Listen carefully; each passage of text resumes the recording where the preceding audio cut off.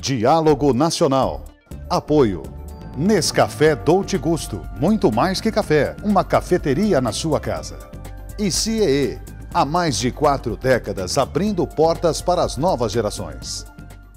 Legislação trabalhista é o tema de hoje do Diálogo Nacional. E o nosso convidado é o advogado José Eduardo Pastore, um dos autores das 101 propostas para modernização trabalhista, trabalho de fôlego elaborado pela Confederação Nacional da Indústria e que, conforme vocês terão oportunidade de ouvir do Dr. José Eduardo Pastore, abre as portas de todos nós para esse mundo da legislação do trabalho. Satisfação em recebê-lo aqui no Diálogo Nacional para falarmos sobre um tema tão importante. Muito obrigado, Dr. Rui. Eu agradeço o convite e a oportunidade de estar falando sobre um tema realmente latente e pertinente aqui para as empresas e para o próprio país. Obrigado pelo convite. Para os telespectadores terem a ideia da importância desse tema, eu tenho aqui a Constituição brasileira de outubro de 1988. A Constituição dedicou o capítulo 2º aos direitos sociais. O artigo 6º da Constituição estabelece que são direitos sociais a educação, a saúde, o trabalho, a moradia, o lazer, a segurança, a previdência social, a proteção à maternidade e à infância e a assistência aos desamparados.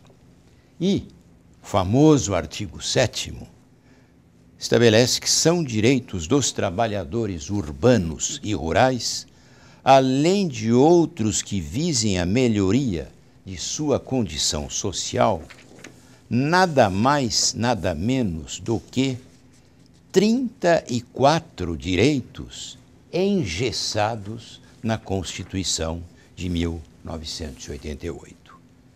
Começo perguntando ao advogado trabalhista, Dr. José Eduardo Pastore, foi bom engessar na Constituição 34 direitos sociais? Pois é, doutor Rui, essa questão me parece que é uma das mais pertinentes e oportunas.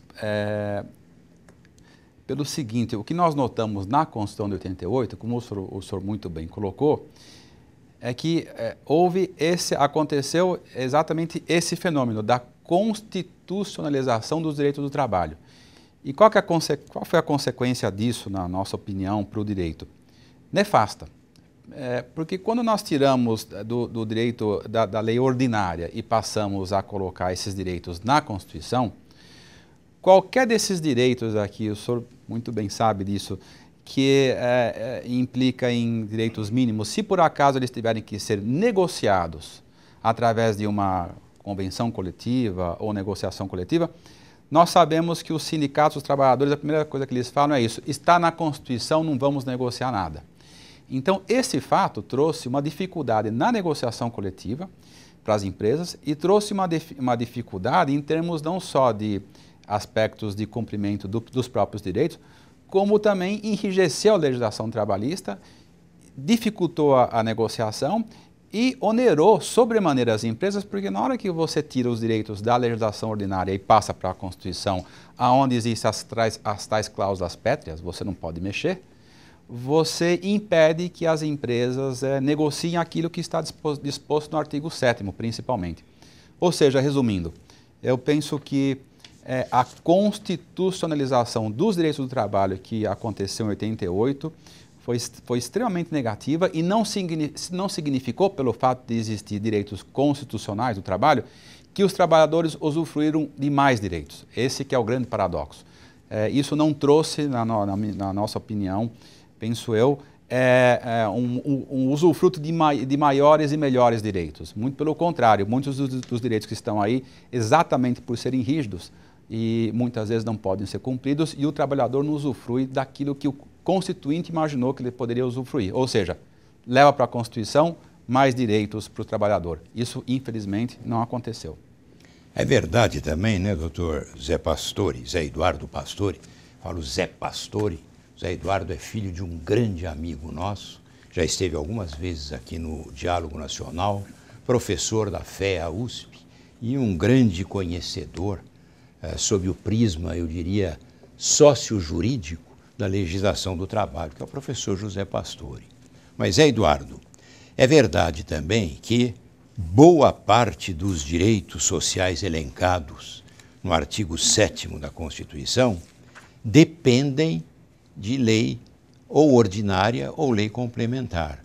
Portanto, não são auto-aplicáveis, não é? Mas, de qualquer forma, como bem disse o doutor José Eduardo, ele atrapalha aquilo que deveria ser a regra na relação capital-trabalho, ou seja, a negociação permanente. Pois é essa que me parece que é a grande questão hoje que se deparam as empresas e os próprios sindicatos. O que negociar? Até onde que se pode negociar? Vejam que, inclusive, o agravante, agora nós sabemos que o TST recentemente, ele vem com essa nova postura, a súmula 277, que fala da ultratividade, que prejudica mais ainda a negociação, né? Ou seja, dizendo o seguinte, aquilo que está negociado não pode ser mais mexido. Quer dizer, já existe a dificuldade natural de se pensar o que negociar por conta da Constituição de 88. E agora nós temos essa notícia fresca agora da súmula 277, da ultratividade. Mas, enfim, doutor Rui, me parece que é exatamente essa dificuldade que a Constituição impõe hoje em termos de eficácia das normas trabalhistas, eficácia e efetividade. E um outro aspecto importante, doutor Rui, que o senhor muito bem colocou ao ler o artigo 6º e o artigo 7º da Constituição, e aqui eu faço uma observação crítica e um pouco de provocação, mas eu entendo que saudável do seu ponto de vista da reflexão jurídica e da dogmática jurídica. O artigo 7º fala de direitos e garantias mínimas para os trabalhadores. E quando nós sabemos que o texto constitucional nada é dito de uma maneira inócua, ela não usou trabalhadores empregados, ela disse que são direitos mínimos aos trabalhadores de uma forma geral. E a leitura do artigo 7º nos permite identificar que esses direitos mínimos, existem alguns direitos mínimos nos seus incisos que são voltados especificamente para os trabalhadores empregados. E existem alguns direitos mínimos que estão voltados aos trabalhadores, aqueles que não têm um vínculo de emprego. Nós podemos entender que aqueles direitos inerentes aos trabalhadores sem vínculo de emprego são os direitos que são naturalmente flexíveis, através dessa interpretação do artigo 7º. Mas a sua observação foi importante.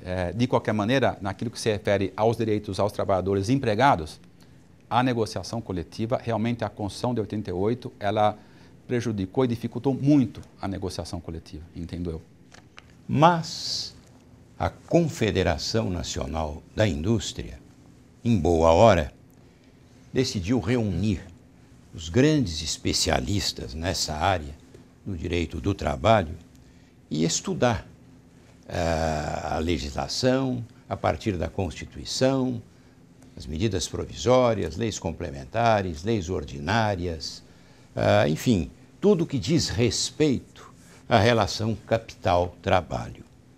José Eduardo Pastore foi um dos coordenadores desse trabalho e que resultou neste documento que mostrávamos e estamos agora mostrando novamente no início do programa. 101 propostas para modernização trabalhista. Na apresentação desse trabalho, o presidente da Confederação Nacional da Indústria, o Robson Braga de Andrade, ele diz que o trabalho formal no Brasil tem um alto grau de conflito e de insegurança e é excessivamente onerado, configurando uma barreira ao crescimento da produtividade. O professor José Pastore tem um trabalho onde ele mostra que para cada R$100 pagos a um trabalhador, você recolhe R$102. Então, um trabalhador de 100 custa R$202, não é? E mais, na apresentação desse trabalho, o presidente da CNI faz referência a uma pesquisa que a entidade fez, revelando que a área trabalhista, com 86% das citações pelos que responderam à pesquisa, e a tributação, com 94%, foram apontadas como os entraves primordiais ao desenvolvimento produtivo. Nas questões tributárias, a desoneração da folha foi indicada como principal ponto a ser resolvido. E na área trabalhista, há 101 propostas sobre as quais vamos hoje conversar com o Dr. José Eduardo Pastore. Começando perguntando como é que surgiu a ideia deste movimento e que resultou neste livro que eu diria de utilidade pública, 101 propostas para a modernização trabalhista. Doutor Rui, essa proposta nasce exatamente de uma demanda vindo das próprias empresas, dentro da Confederação Nacional da Indústria. Como todos sabem, a questão dos encargos sociais, e aqui nós temos que, infelizmente, dizer isso, a nossa área, né, o direito tributário e o trabalhista participa muito negativamente desse aspecto, né, da onerosidade da folha de pagamento, mas foram as empresas, os empresários do sistema CNI que trouxeram essa demanda já de muito tempo, reclamando do custo Brasil, reclamando dos entraves burocráticos. Enfim, a partir desta captação, desse clamor das próprias empresas dentro do sistema CNI, a própria Confederação resolveu reunir alguns técnicos para, pela primeira vez no Brasil, tomar uma atitude propositiva. Esse trabalho que o senhor cita, doutor Rui, das 101 propostas, além do conteúdo dele, que realmente é importante, ele representa... É um trabalho onde pela primeira vez o empresariado toma uma atitude proativa, ou seja, não fica mais refém dos sindicatos e tentando explicar o inexplicável. Através do clamor das próprias empresas, onde elas apontaram onde estariam os nós, para a própria Confederação Nacional da Indústria, a CNI entendeu que deveria estudar esses aspectos e daí é que surge, e daí é que nasce esse trabalho das 101 propostas, desse grande movimento interno dentro da Confederação e através da demanda das suas próprias associadas, que foram as empresas. Vale a pena o telespectador conhecer esse trabalho. E o Dr. José Eduardo Pastore está aqui nos dando uma boa notícia. Ou seja, nós vamos colocar à disposição dos internautas e dos telespectadores do Diálogo Nacional 10 exemplares desse trabalho. E vamos sortear. Mandem e-mail para o endereço eletrônico que está aí na tela, comentando o programa de hoje, e estarão concorrendo ao sorteio de 10 exemplares dos 101 propostas para modernização trabalhista. O Diálogo Nacional hoje recebe o advogado José Eduardo Pastore, advogado trabalhista, mestre em Direito das Relações Sociais pela PUC de São Paulo, graduado em Direito pelas Faculdades Metropolitanas Unidas, tem um escritório de Advocacia Pastore, integra o Conselho Superior de Assuntos Jurídicos e Legislativos da Fiesp, assessor jurídico da Federação das Associações Comerciais do Estado de São Paulo, da Organização das Cooperativas do Brasil e um dos coordenadores desse estudo elaborado pela CNI, 101 propostas para modernização trabalhista. Dr. José Eduardo Pastore, quais os pontos abordados pelas 101 propostas? Olha, é um apanhado geral da legislação trabalhista no que se refere ao direito individual e ao direito coletivo do trabalho. Mas antes eu só gostaria de fazer uma observação. O senhor no começo do programa disse um número, quando se referiu aos encargos sociais, né, na ordem de 102% da folha de pagamento. Essa é uma notícia triste. Agora existe uma notícia mais triste ainda do que essa. Recentemente a Fundação Getúlio Vargas fez uma pesquisa mais aprofundada sobre o estudo e chegou à conclusão que esse número chega a 184% da folha de pagamento. Os diretos e os indiretos. Os diretos e os indiretos. Então, doutor Rui, o senhor muito bem aí apontou e talvez esse programa sirva para ajudar a esclarecer esses aspectos. A coisa é mais grave do que a gente imaginava, né? E quem não estiver acreditando que o custo do trabalho aqui no Brasil é muito alto, é só abrir uma empresa e tentar tocar essa empresa, ver como é difícil o sujeito que quer produzir riquezas trabalhar com esses números todos, né?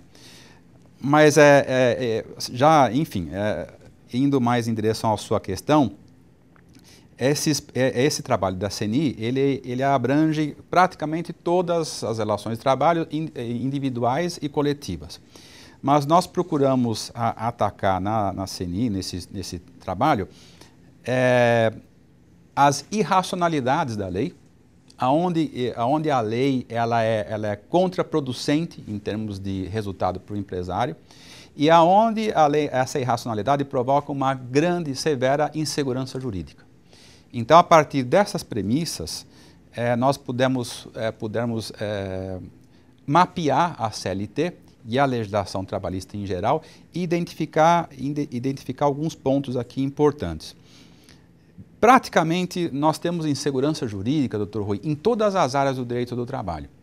Na hora que quando nós adentramos na área da segurança e medicina do trabalho, então existe uma grande insegurança jurídica aí sobre as questões das doenças profissionais, sobre a postura que a fiscalização tem no que se refere aos autos de infração. O que ela entende que a empresa está infringindo?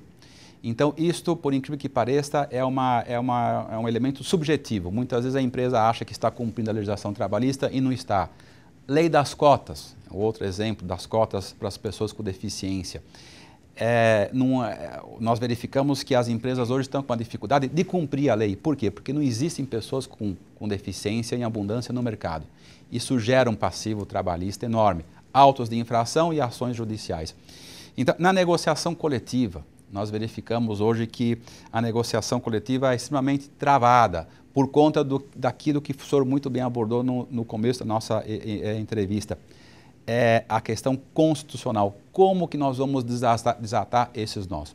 Então, veja que o trabalho mapeou vários aspectos da legislação trabalhista naquilo que se refere ao direito individual e coletivo. Então, mas é muito abrangente. Chegamos às minúcias de falar tocar nos assuntos sobre banco de horas, a incidência do 13º, o fundo de garantia. Enfim, é muito abrangente e olhando muito para a questão do direito coletivo e individual do trabalho. E dessas 101 propostas, quais as que o Dr. Zé Eduardo destacaria como as mais importantes e que poderiam trazer maiores impactos do ponto de vista, principalmente da indústria? Olha, doutor Rui, nossa, esses casos, esses exemplos que eu citei, a questão específica da lei das cotas, do menor aprendiz, da questão do aprendizado, tão sensível à casa aqui, nós verificamos a questão de segurança e medicina do trabalho, a questão dos acidentes de trabalho, o ônus que a empresa acaba tendo que arcar por conta de acidentes de trabalho, que às vezes não são acidentes típicos do trabalho. O empregado vem com uma doença que não é adquirida no trabalho, mas lá atrás, muitas vezes nós encontramos dificuldade de descaracterizar essa doença como doença profissional, junto à Previdência, junto ao Ministério do Trabalho. Além do que, doutor Rui, nós temos também insegurança jurídica da advinda dos tribunais. Então, nós temos todas as súmulas do Tribunal Superior do Trabalho. Muitas vezes a empresa adquire um passivo trabalhista, exemplo aqui concreto, a recente lei do aviso prévio. De repente você tem um passivo trabalhista imenso, por conta da retroatividade da lei. Como é que se aplica essa questão da lei do aviso prévio, se ela vai para trás ou vai para frente? A lei não retroage, mas já tivemos jurisprudência aqui de alguns juízes entendendo que sim. Então, vejam que esses pontos, as normas regulamentadoras, praticamente todas as normas regulamentadoras que falam sobre segurança e medicina do trabalho, elas são interpretadas de uma maneira subjetiva pelos fiscais da DRT, o que traz muita insegurança jurídica para as empresas também. E a questão previdenciária, então, nem se fala. A questão do nexo técnico epidemiológico previdenciário, o fator de acidente de trabalho, o FAP, esse conjunto de dificuldades afeta profundamente o custo e a competitividade das empresas.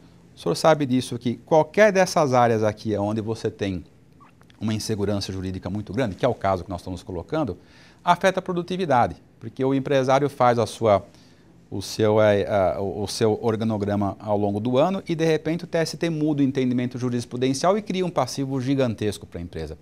Isso afeta a produtividade, isso afeta a competitividade. E segurança jurídica. E insegurança jurídica.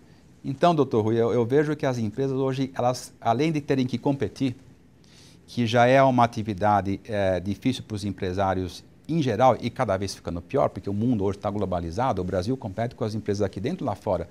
Além dessa questão da competitividade, nós enfrentamos aqui no Brasil essa tremenda insegurança jurídica advinda dessas relações do trabalho extremamente complicadas e delicadas.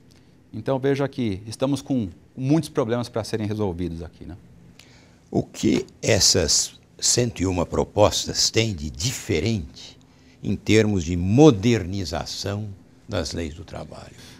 Olha, o que nós procuramos, o que existe de diferente aqui, doutor Rui, me parece que, primeiro, que não são propostas que elas são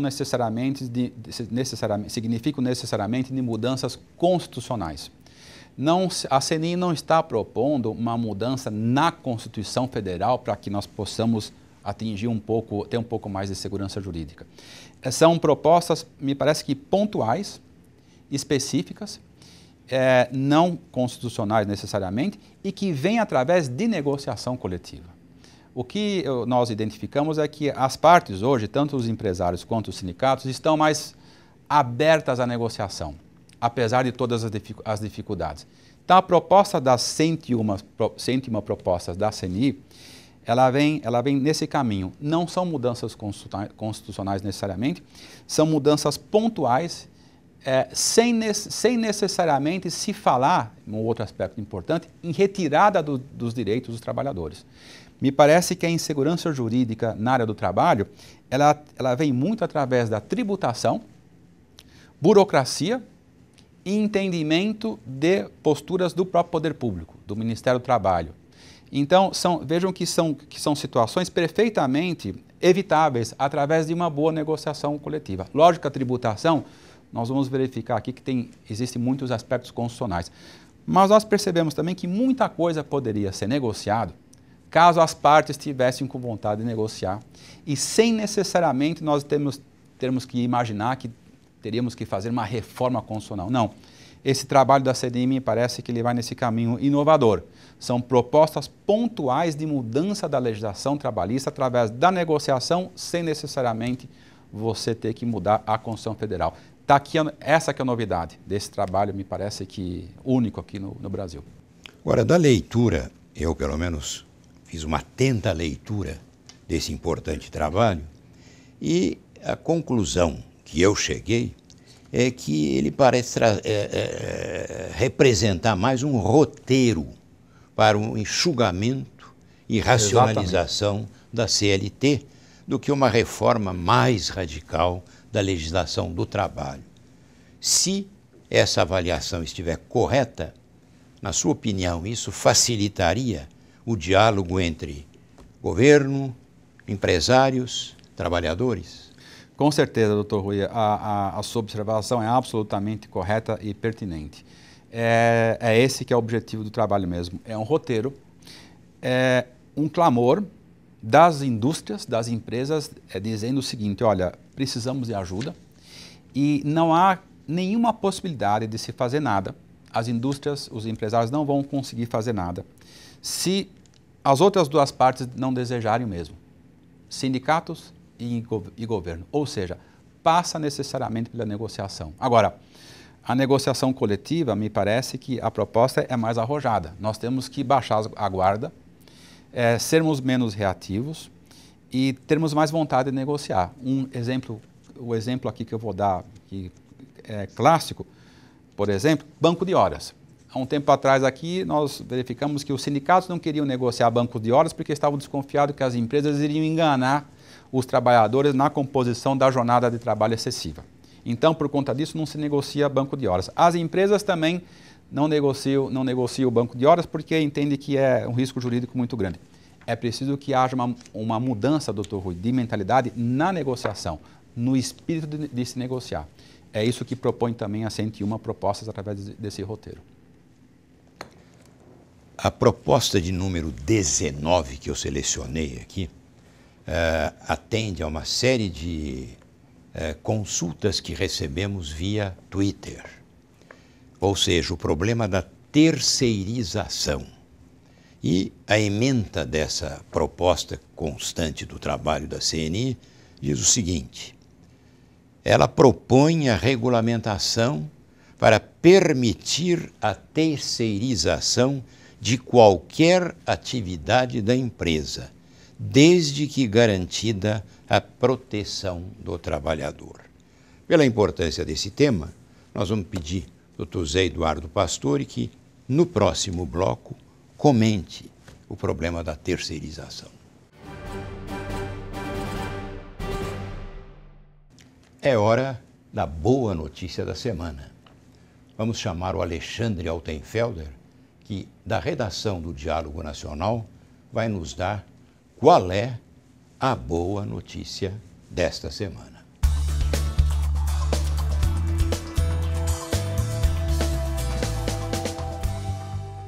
E a boa notícia desta semana é dedicada às mulheres, mais especificamente às mulheres empreendedoras do Brasil e de todo o mundo. Eu falo isso porque nesta semana foi divulgado o resultado de uma pesquisa feita por um instituto que é especializado em marketing para pequenos negócios. E o resultado diz que mais de 75% das mulheres empreendedoras acreditam que 2013 será um ano muito melhor do que 2012. Sem dúvida, uma excelente notícia voltada ao mundo do empreendedorismo. Parabéns a vocês, mulheres, que estão cada vez mais acreditando nessa ferramenta tão importante que é o empreendedorismo. Semana que vem eu volto selecionando mais uma boa notícia para elevar a sua e a nossa autoestima. Portanto, fique ligado e até lá!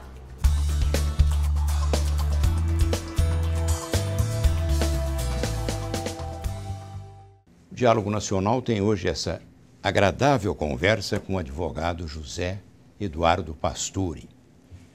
Ele que é advogado trabalhista, especializado no tema que estamos debatendo, e que um dos importantes participantes deste trabalho elaborado pela Confederação Nacional da Indústria, as 101 propostas para modernização trabalhista.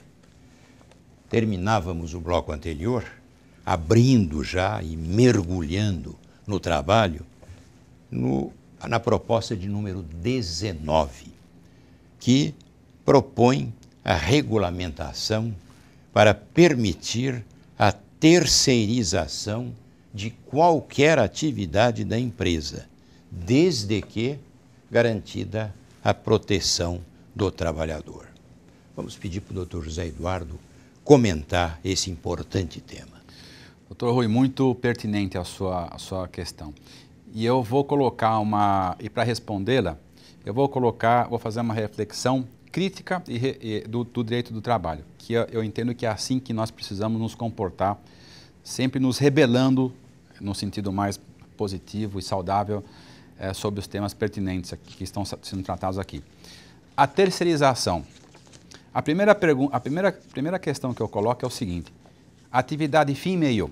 Talvez os ouvintes estejam aqui pensando, mas essa coisa de atividade fim e meio. A primeira questão que eu coloco é o seguinte: por que até hoje não se identificou, não se definiu o que vem a ser atividade fim e atividade meio? Para se saber o que precisa, o que se pode e o que se não pode terceirizar. A resposta é, porque não precisa se definir. Se a lei até agora não conseguiu definir o que é atividade fim e meio, primeira conclusão, é porque não precisa se definir isso. E por que não precisa se definir? Por que isso não é importante penso eu, para a questão legal? Porque hoje se terceiriza a atividade fim ou atividade meio. Mesmo que o Ministério Público ou os sindicatos laborais fiquem nervosos com essa questão, é preciso que se diga claramente isso. Se terceiriza atividade fim e atividade meio. E na hora que se faz isso, por quê? Porque muitas vezes aquilo que é a atividade meio, a atividade fim da empresa passa a ser atividade meio e é terceirizado, mas está muito afeta a atividade principal da empresa. Na hora que se faz isso, não é o direito do trabalho que vai vir dizendo, olha, agora identifiquei o que é atividade fim e o que é atividade meio. A proposta é deixar isto para um segundo plano e tratar da questão que é mais importante e que foi tratada na questão 19, que a CNI tratou. O que importa não é saber se terceirizou, se terceirizou a atividade fim ou meio. O que importa saber é o seguinte: na terceirização, o trabalhador estava desprotegido? Quais são os direitos mínimos que o trabalhador terceirizado vai ter na hora que ele se submete à terceirização? Se ele tiver direitos mínimos previamente garantidos, que a Constituição garante, também, que estão dispostos na Constituição, é isso que precisa ser tratado. Não há que vamos tirar o foco da atividade fim e meio e ficar aqui, aonde a CNI está propondo essa reflexão. Na hora que se terceiriza, esse trabalhador não pode ficar desprotegido. Agora, na hora que se diz isso, a segunda pergunta que se coloca é o seguinte: que tipo de proteção que esse trabalhador vai ter? Lógico que existem alguns direitos que são mínimos, que são inegociáveis, que são irrenunciáveis. São esses direitos que devem valer como norte para a proteção do trabalhador terceirizado. Seguro-desemprego, por exemplo, a remuneração mínima necessária para que ele consiga subsistir, as normas de saúde e segurança do trabalho, insalubridade, tudo isso são conjuntos de normas que estão no âmbito do direito público e das normas inegociáveis, onde o trabalhador não pode prescindir se ele está participando de uma terceirização. É aí que está o foco da proposta 19. Vamos terceirizar com segurança jurídica, mas olhando o seguinte: quais são os direitos mínimos que são inerentes ao terceirizado? Ah, mas e atividade fim, atividade meio? Isso pouco importa, porque hoje juízes do trabalho interpretam do seu jeito. E muitas vezes o que é atividade meio para um juiz do trabalho, se você for na justiça do trabalho, é atividade fim para o outro. Significa o quê? Que tem juiz do trabalho, existe judiciário hoje, existem membros do judiciário interpretando, ora, uma atividade terceirizada como uma atividade fim e meio. Ou seja, isso não é mais importante. O importante são os direitos mínimos garantidos na terceirização para os trabalhadores, de modo que não haja precarização. Infelizmente, doutor Rui, a terceirização hoje é entendida como sinônimo de precarização. Isso é uma falácia, porque isso parcialmente é verdade, parcialmente é verdadeiro, mas nem sempre a terceirização ela vai no sinônimo de precarização. É isso que nós estamos tentando discutir aqui na proposta 19. Esses conceitos mais profundos da terceirização e sair do periférico. Porque se nós ficarmos na atividade fim, atividade meio, por exemplo, foi o que eu coloquei aqui, nós vamos passar os próximos 25 anos discutindo isso, e a terceirização vai continuar acontecendo e não vai haver uma lei regulamentando de uma forma adequada esse assunto. E a proposta concreta para resolver esse assunto, contida na proposta da CNI, a medida necessária seria um projeto de lei, né? Regulamentando a terceirização. Projeto de lei. Já existe, doutor Rui, o projeto de lei no Senado, exatamente para regulamentar a terceirização, e esse projeto, o que a CNI, eu logicamente que eu não posso falar pela CNI naquilo que se refere à questão legislativa, somente ao trabalho que foi colocado aqui, das 101 propostas, mas me parece que o que nós estamos querendo na regulamentação da terceirização é exatamente isso, uma visão um pouco mais moderna. Os sindicatos dos trabalhadores não gostam dessa palavra, mas eu uso com maior tranquilidade. Uma visão um pouco mais moderna e aberta sobre a terceirização nesse sentido. Direitos mínimos. Vamos garantir os direitos mínimos, independente dessa questão da atividade fim e meio. Se houver uma regulamentação aí, indo por esse caminho, com certeza nós vamos ter um pouco mais de segurança jurídica. Porque hoje o senhor sabe que a pior situação para as empresas é elas saberem que elas terceirizaram e de repente elas vão na Justiça do Trabalho e o juiz diz, olha, você terceirizou, mas terceirizou errado. Por conta de um entendimento que nós não sabemos até hoje o que vem a ser atividade fim e meio. Então, já que o judiciário está com dificuldade também de identificar o que é atividade fim e meio, deixa isso de lado e vamos olhar para a terceirização no contexto das garantias mínimas de dignidade para o trabalhador, fora da precarização do trabalho.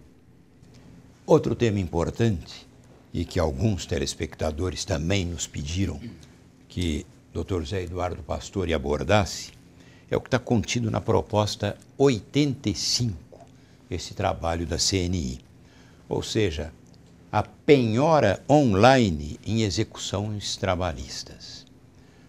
A ementa, a proposta da CNI é a proposta de medidas para evitar que a penhora online em execuções trabalhistas exceda os valores devidos na ação. Também gostaria dos seus comentários. Doutor Rui, mais um tema extremamente delicado. Nós infelizmente, estamos verificando hoje na Justiça do Trabalho que o que está acontecendo é a penhora de capital de giro das empresas. Nós estamos vendo um excesso de penhora, onde o juiz do trabalho, infelizmente, ele não segue muito o que está no CPC, no Código de Processo Civil, que ordena o grau de importância da penhora, e já desconstitui a personalidade jurídica da empresa e avança diretamente no patrimônio do dono da empresa e acaba penhorando os seus bens. Só vou fazer uma observação aqui. De forma alguma, eu particularmente sou contra a penhora online. Eu acredito que é um instrumento extremamente saudável para a Justiça do Trabalho fazer valer os direitos daquele que tem direito realmente a receber os seus consectários. Agora, o que eu me oponho é exatamente a esse excesso de penhora. Eu vejo hoje, doutor Rui, que isso é uma situação muito delicada, porque o juiz do trabalho, ele tem autonomia hoje para penhorar, inclusive, como disse aqui, capital de giro, penhorar as contas da empresa.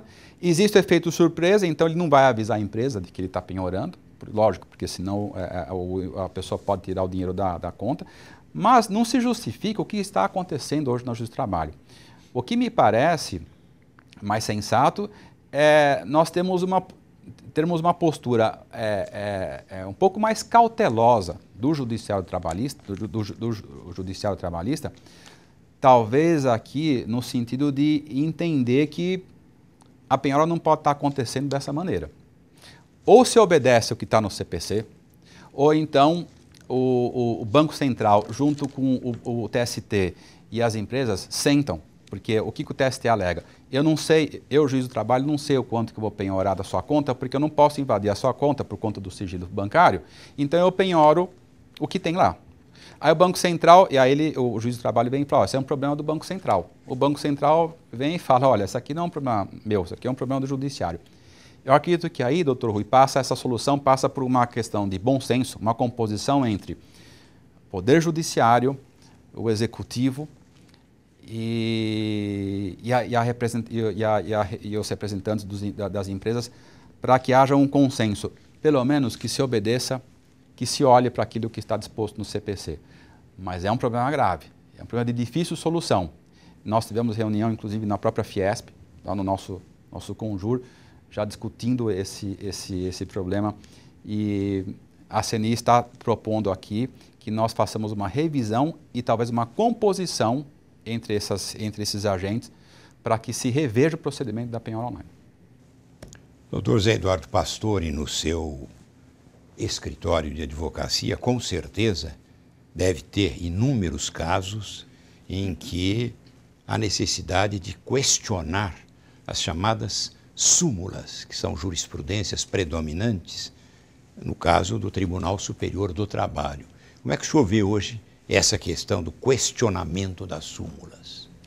Pois é, essa é uma outra questão importante. Eu vejo, doutor Rui, que eu vou fazer uma ponderação aqui, talvez um pouco mais ácida e contumaz, mas nós sabemos que a interpretação das súmulas, na verdade, nada mais é do que uma interferência do judiciário no negócio da empresa.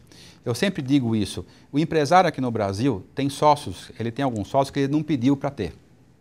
Um dos sócios é o judiciário trabalhista. E por que ele é sócio do empresário? Porque na hora que o TST vem e entende, interpreta uma súmula, e essa súmula, por exemplo, essa da ultratividade, ou seja, olha, a partir de agora o que você negociou vale para sempre e você não pode mais voltar atrás, diz isso para a empresa. Quando ele diz isso, ele interfere no negócio da empresa, aumenta o custo por conta da insegurança jurídica. Por quê? Porque o que se negocia na negociação coletiva custa para a empresa, e aí o empresário tem então um sócio que ele não pediu para ter, que é o judiciário, intervindo brutalmente no seu negócio, diminuindo competitividade e produtividade. Então, doutor Rui, para responder a sua pergunta de uma maneira mais objetiva, eu entendo que isso venha a ser uma anomalia do sistema trabalhista brasileiro.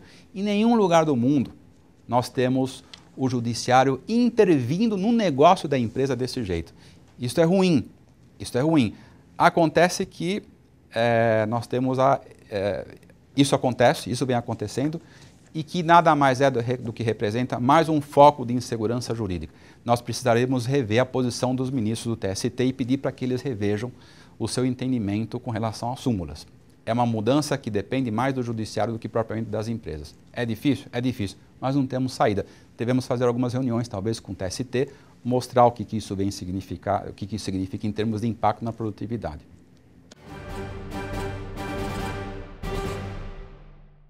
Diálogo Nacional, hoje como convidado o Dr. José Eduardo Pastore, especialista em Direito do Trabalho e um dos participantes, coordenadores das 101 propostas para modernização trabalhista, um trabalho com a assinatura da Confederação Nacional da Indústria. 10 exemplares deste trabalho serão sorteados para os telespectadores que mandarem e-mail para o endereço que está aí na tela, comentando o programa de hoje, sugerindo temas para os próximos programas. Eu quero aqui agora, antes de prosseguir nessa conversa gostosa com o Dr. José Eduardo Pastore, cumprimentar o professor Gaudêncio Torquato. Gaudêncio Torquato, todos nós conhecemos, escreve todos os domingos no jornal Estado de São Paulo. São crônicas objetivas, precisas, concisas sobre a conjuntura. Mas o Gaudêncio acaba de escrever esse livro, Porandubas Políticas. E vamos amenizar hoje o programa, destacando aqui do livro do Gaudêncio uma das histórias que ele conta e que diz respeito à atividade do advogado. O título é Excelentíssimo Juiz, o excelentíssimo com 2 S's. E ele diz assim: ao transitar pelos corredores do fórum, o advogado, que também era professor, foi chamado por um dos juízes. Olha só que erro ortográfico grosseiro temos nesta petição. Que coisa vergonhosa! Estampado logo na primeira linha da petição lia-se Excelentíssimo Juiz, com 2 S's.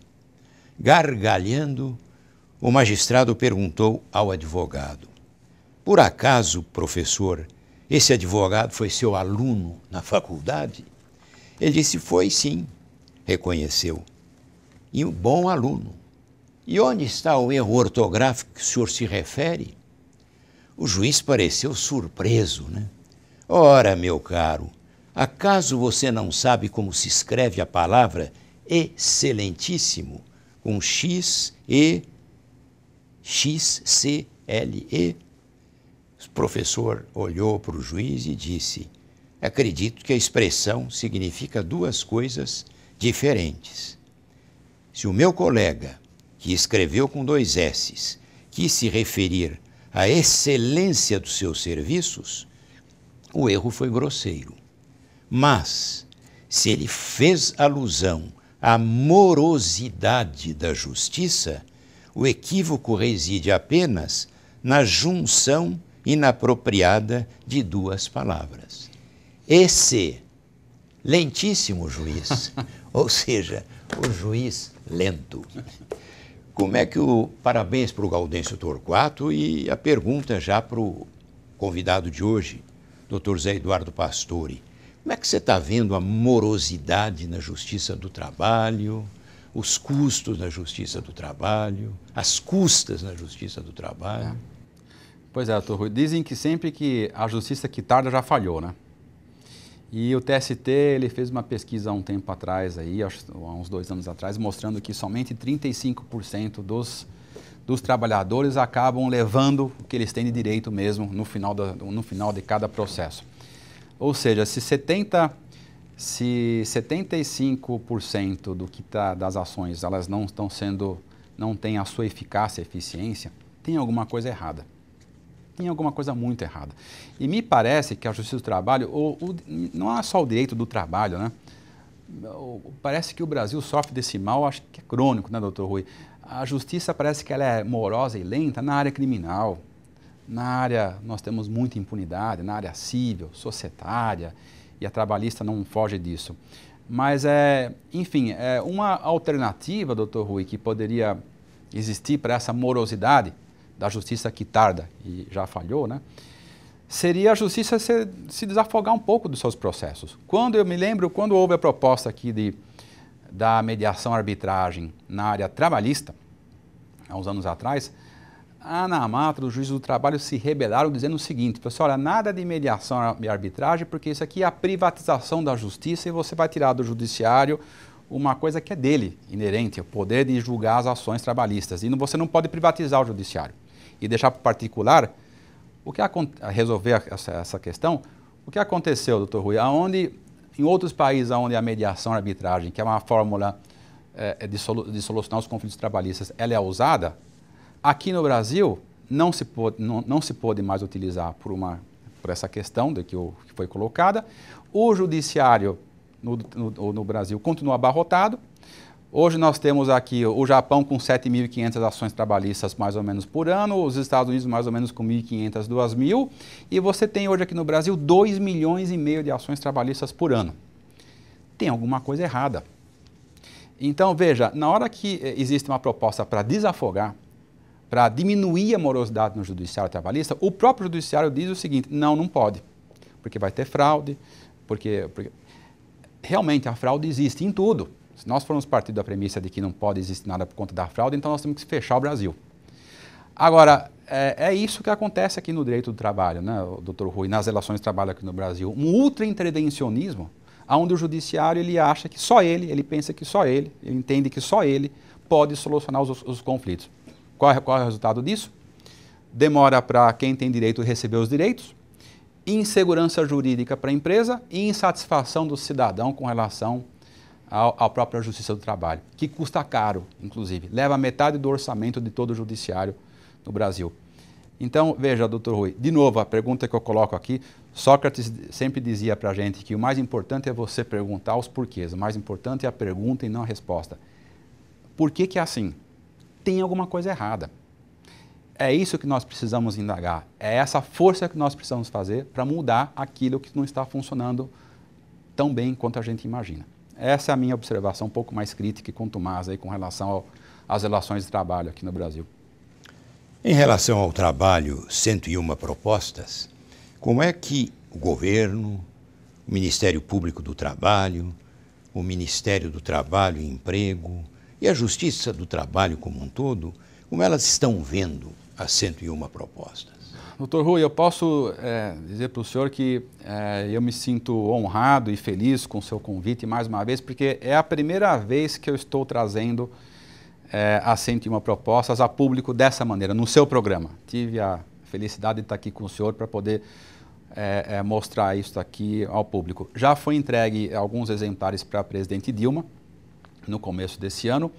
Nós, pelo menos eu não tenho ainda, doutor Rui, eu não sei como isso está reverberando nos órgãos públicos e que o senhor se referiu. Eu penso que, logicamente, o Ministério do Trabalho já teve acesso a esse documento, assim como o Ministério Público. E eu sinto que logo nós vamos ter já algumas posições com relação a isso, ao resultado das 101 propostas. O que eu posso adiantar para o senhor é que elas já causaram um grande impacto positivo por conta de ter sido uma postura propositiva do empresariado em relação ao mundo do trabalho. É a primeira vez que isso está acontecendo. Então, só esse fato já é muito relevante e esperamos agora, daqui por diante, aí observar os sinais aí de como é que a sociedade está recebendo as 101 propostas. Espero eu que surta seu efeito, que é provocar reflexão, provocar a sociedade para realmente repensar as relações de trabalho aqui no Brasil. Que é exatamente o objetivo do nosso diálogo nacional. Quer dizer, debater os grandes temas nacionais com pessoas que sabem e fazem acontecer, como foi hoje o caso do Dr. José Eduardo Pastore, que nos trouxe as 101 propostas para modernização trabalhistas, da qual ele foi um dos participantes, e com a assinatura da Confederação Nacional da Indústria.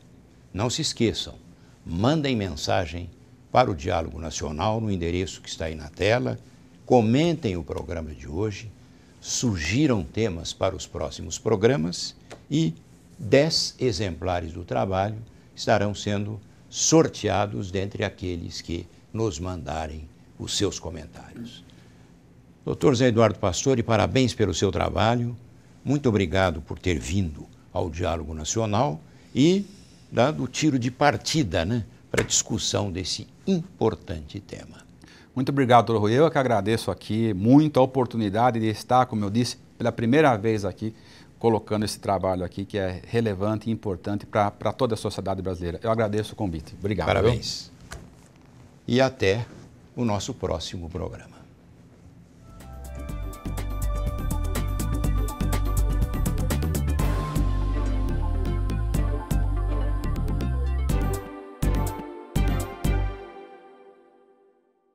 Diálogo Nacional.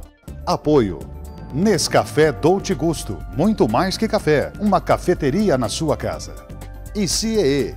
Há mais de 4 décadas abrindo portas para as novas gerações.